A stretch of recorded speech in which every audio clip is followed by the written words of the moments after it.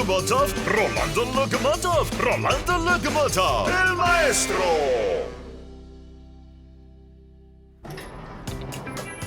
Un lindo día. Mami y papi fueron al Museo de Arte para admirar algunas hermosas pinturas de artistas famosos. ¡Qué emocionante!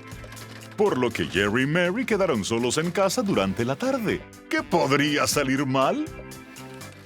Los chicos decidieron entonces cocinar una deliciosa pasta. Jerry y Mary pusieron la olla en la estufa caliente y se retiraron a la sala para ver en televisión unas graciosas caricaturas apropiadas para su tierna edad. Mary sentía que había olvidado algo, pero bueno, no importa. Hasta que el aire se llenó del espeso humo de la pasta quemada.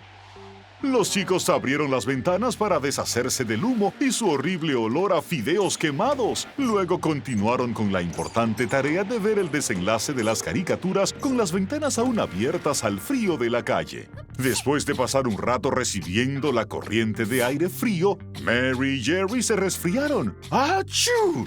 Y sus tiernas gargantas comenzaron a doler. Pero Rolando Lokomotiv, quien rondaba el edificio como un ángel guardián sin alas, escuchó sus estornudos y quejas. El superamigo voló directo para ayudar a los chicos. De inmediato les dio una bebida orgánica contra el resfrío y la tos con sabor a algodón dulce. Luego cocinó para ellos una deliciosa pasta al mejor estilo italiano y cerró las ventanas por completo.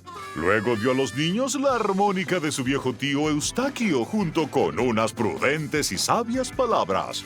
Jerry, Mary y todos los niños del mundo, asegúrense de no exponerse a corrientes de aire por mucho tiempo. Podrían enfermarse y con la tos perder el aliento. ¡Achú! Sean listos, manténganse a salvo, aléjense de las frías corrientes de aire, pero si se enferman usen un remedio para la tos con buen sabor, como uva tocino o palomitas de maíz, o con sabor a palomitas de uva con tocino.